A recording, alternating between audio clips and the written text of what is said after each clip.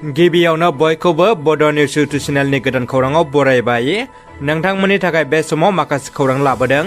भिडिअखौ जोबजासे नायलांनो दाबाव आरो चेनेलाव गोदानब्ला अन्नानै साबस्क्राइब खालामना बेल आइकनआ अलाव होनानै ला आरो भिडिअखौ लाइक कमेन्ट शेयार खालामनो गुरै खावलायबाय। दानिया फैदो दिनैनि खौराङाव। गिबि खौराङाव दङ चिरां जिल्लानि बेंटल अन्थाइबारि माया क्लाब एन्ड लाइब्रेरिनि बानजायनायाव मुंख्लं दि जाब्रां गोसोखांथि फुटबल चेम्पियनशिप बादायलायनाया खुंफुंजागासिनो। गिबि सानाव Hunters Club FC versus Bodoland Riders FC मोननै हानजानि गेजेराव गोख्रों मोगा-मोगि जायो। 2-0 गलनि फारागथियाव जिसुआ समफ्रामारनि हानजा हान्टार्स क्लाब एफसिआ देरहासारना आवगायना थायो। गुबुन गुबुन बोसोराव खुंबोनाय बायदि देग्लायबो खुंफुंदों आलादा बड'लेण्ड सोरजिनो थाखाय गावखौ सुथुरनि आखायाव जौ बाउसोमनाय मुंख्लं दि जाब्रां गोसोखांथि जोलुर बादायलायनायखौ। बे हाबाफारियावनो बाहागो लायो एमसिएलए सायखं बसुमतारजों लोगोसे एनडिएफबिनि गोख्रों दैदेनगिरि मुंख्लं दि जाब्रांनि आंगो बिब' आरो ओनसोलनि फुटबल अनसायारिफ्रा। बिटिआरआव राजखान्थिनि बार बारदों। बिटिसि खुंथाय गोहो गैयाब्लाबो बिपिएफ दिलाव गोबां रायजो राजाफ्रा लोब लोब जयेन जानायखौ नुनो मोन्दों। बिसायख'थिनि थाखाय दानिफ्रायनो बिपिएफ दिला गावसिनि दोलोखौ गोख्रों खालामनो हाबा मावदों। बिपिएफ दोलोनि आदर्श आरो हाबा मावनायखौ मोजां मोननानै जिसुआ समफ्रामारिया बिपिएफ दिलाव जयेन जादों। चिरां जिल्लानि बामोन गामिनि समाज सिबियारि जिसुआ समफ्रामारिया बिपिएफ दिलाव जयेन जाबाय। दिनै बिपिएफ दिलोनि सिडब्लिउसि हाबाफारियाव बिथाङा बिपिएफ दिलाव जयेन जायो। बिथांखौ बिपिएफनि गाहाय हाग्रामा महिलारिया आर'नाइजों बिपिएफ दिलाव बरना लायो। धेमाजि जिल्ला दुलाराय बर' फरायसा आफादा दिनै जिल्लानि बेन्दोङाव थानाय मोनद' दखरा आफादनि बिबानगिरिफोरखौ लानानै धेमाजि जिल्ला दुलाराय बर' फरायसा आफादनि मावखुलि सानजारि नोगोर सिमेन्ट सापरियाव मावथि फारिया बादा खुंनाय जायो। धेमाजि जिल्ला एफसिनि आफादगिरि थेनजिं बर'नि मासि लानानै दैदेननाय मावथि फारिया जथुम्माखौ बिबुंथिनि गेजेरजों बेखेवना होयो मिरु एफसिनि मानगोनां बोसोनगिरि खुंख्रा स्वर्गियारि बिथाङा। गाहाय बुंथिगिरि महरै बाहागो लायो दुलाराय बर' फरायसा आफादनि मानगोनां आफादगिरि दिपेन बर'आ। आफादारि बिथिंनि सायाव गुवारै बिबुंथि लाखिनायजों लोगोसे बिकेडब्लिउएसखौ आबुङै दाफुंनाय बर' बिजोंनि फरायसालि आरो फोरोंगिरिफोरनि जेंनाखौ सुस्रांनांगौनि सायाव गुवारै बिबुंथि लाखिनानै धेमाजि जिल्लायाव रायजो जानाय साफ्रोमबो बर'साफ्रा माहारिबादनि थाखाय हाबा मावनांगोन होननानै गावनि बिबुंथियाव दाजाबदेरनानै बुंबावो। चिराङाव माइक्र' फाइनेन्स लानायफोरनो आसाम सोरखारा फोरमान बिलाइ रानना होदों। दिनै चिरां जिल्लायाव 676 बेनिफिसियारिफोरनो माइक्र' फाइनेन्सनि फोरमान बिलाइ रानना होयो। बे हाबाफारियाव गाहाय आलासि महरै बाहागो लायो रायजो सभानि एमपि रोनग्रा नार्जारि बिथाङा। माइक्र' फाइनेन्सनि फोरमान बिलाइ राननाय हाबाफारियाव बाहागो लाना एमपि रोनग्रा नार्जारि बिथाङा खौरां बिजोंनि गेजेरजों माखासे बाथ्राखौ बुंथिदों। बिथाङा बुंदों हिमन्त बिश्व शर्मानि आसाम सोरखारा रायजोफोरखौ खैफोदनि समाव हेफाजाब होदों। थांनाय कभिडनि समाव गोबां सुबुंफ्रा बेंकआव रिन दाहार लाना सुख'नो हायाखै। बेफोर रांखौ दिनै आसाम सोरखारा सुख'नो ओंखारदों होनना बुंथियो। दानिया फैदो गुबुन मोनसे खौराङाव। बाक्सानि सिमलायाव जुवानि हेंथायै पुलिसनि नायबिजिरनाय। 7 जुवारखौ एरेस्ट खालामदों पुलिसा।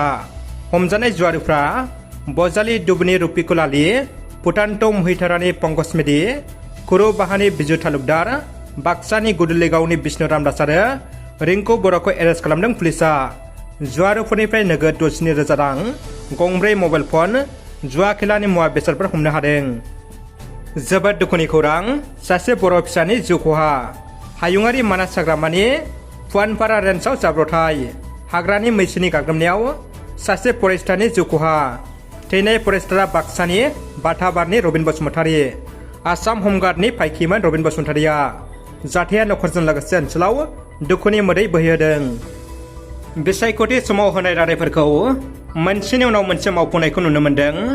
आसामनि गिबि मन्थ्रि डक्टर हिमन्त बिश्व शर्माखौ आसाम सोरखारा दिनै गुबुन गुबुन जिल्लायाव माइक्र' फाइनेन्सआव रिन लानाय आइजोफोरनो फोरमान बिलाइ रानना होनाय बायदिनो क'क्राझार जिल्लानि सिङाव थानाय सा 409 माइक्र' फाइनेन्सआव लन लानाय आइजोफोरनो फोरमानलाइ राननानै होदों क'क्राझार जिल्ला खुंथाया। क'क्राझार जिल्ला खुंथायनि बानजायनायाव बिगियान फरायसालिमानि नीलकमल ब्रह्म सावरि जथुम नब्लाङाव खुंफुंनाय मोनसे हाबाफारिनि गेजेरजों बिटिआरनि मावफुं सोद्रोमा रेवरेवा नार्जिहारिया माइक्र' फाइनेन्सआव रिन लानाय क'क्राझार जिल्लानि सिङाव थानाय सा 409 आइजोफोरनो फोरमानलाइ बिलाइ राननानै होयो।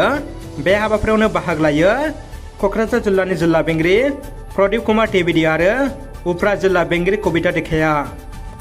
मोनसे मुगैथाव आरो खास्रि-बिस्रि जाथाय बिसनाथआव सोमजिदों गिथावना बुथारनाय जाथाय गावनि असे बिसिखौ गोबौ हाथियारजों खास्रि-बिस्रि सुना बुथारदों जाथाया ओनसोलनाङै बयखौबो सोमोनांहोदों सुलुंनि बायदिब्ला बिश्वनाथ जिल्लानि दायना फुख्रियाव गावनि असे बिसिखौनो गोबौ हाथियारजों खास्रि-बिस्रि बुथारदों खरगेश्वर स्वर्गियारि मुंनि सासे सुबुङा गावनि असे बिसि रिता स्वर्गियारिखौ गोबौ हाथियारजों सुना बुथारदों दानथारो खरगेश्वरखौ पुलिसा बे समाव खाबाय होनना मिथिदों जिउ गोमानाय रिता स्वर्गियारिखौ पस्टमर्टेमनि थाखाय आनजाद नायनो दैथायहरबाय दानिया फैदो जोबथा खौराङाव बर' समाजा माबे लामाजों जुलि जाखानाय आइजोफोरा गुबुन हौवाजों दोनखारलांनाया बांदों फिन आरोबाव सासे जुलि जाखानाय बर' आइजोआ गावनि फिसायखौ नागारनानै गुबुन हौवाजों खारफालांदों गावनि असे फिसाया गावनि अनजालि बिजिखौ बेबायदि नागारलांनायखौ गोथौ दुखु मोननाय फोरमायदों बेनिखायनो असे फिसाया गावनि अनजालि बिजिखौ न'आव फैफिननो थाखाय खुथारै खावलायदों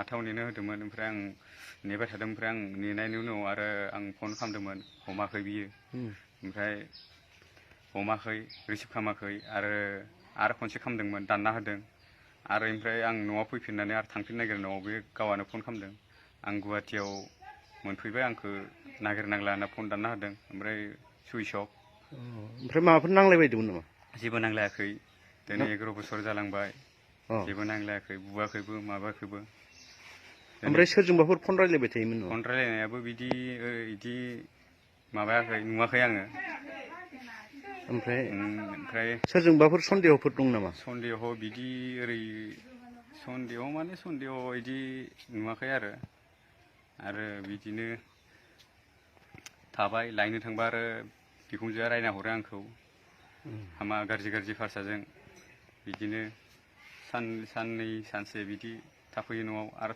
थाङो होमबा बिखुनजो न'नि मानसिफ्रा नोंजों माबाफोर सोमोन्दोखौ माने बोखारनो नागिरदोंमोन ना माबाफोर सानदोंमोन बिदिनो सानदों खोमा बेनिखाय बिदि आंखौ गाज्रि भाषायै रायहरदों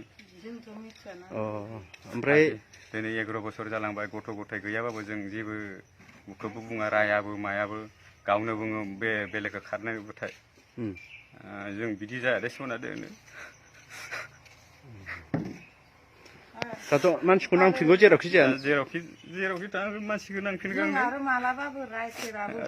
XNDB आदाफोर नोंसोरखौबो आं खावलायहरनाय जादों खुलुमहरनाय जादों जेरावखि मानसिखौ हमनानै लाखिना दोन ओमफ्राय कन्टेक्ट नाम्बार होगोन फन खालामबानो जाबाय आरो गथ' गैयि थाखायबो जेबो बुङा आजि दिनै 11 बोसोर जालांबाय गावआनो बुङोमोन सोरखौबा बिदि जानाय खोनाबा बिदि जायालाय सना जोङो ने मोजाङै गथ' गैयाबाबो जालांगोन होननानै दा गावआनो आंखौ बिदिनो गारना थांबाय गावआनो कसम जाबाय आंनाव दा जिखुनु नोङो जायनोखि नुवा नोङो कन्टेक्ट नाम्बार हरजानो लुबैयो आरो खिथा हरजानो लुबैयो आरो ना XNDB आदाफोर नोंसोरखौबो खावलायनाय जाबाय गोबां मानसिखौनो लाबोदों नोंसोरबो आंजोंबो नुदोंमोन मबाइलफोराव खिन्थु बे हिन्जावखौ नुबाथाय मायावबा नुबा जायखिजाया हमना दोनबानो जाबाय कन्टेक्ट नाम्बार गोनां कन्टेक्ट नाम्बाराव कल खालामबानो जाबाय ओमफ्राय दा जेनेबा सन्देहआ गुवाहाटियाव दंहैयो बायदि आरो ना गुवाहाटियाव फैबाय ओमफ्राय आंखौ नागिरनांला होनना बुंदों बियो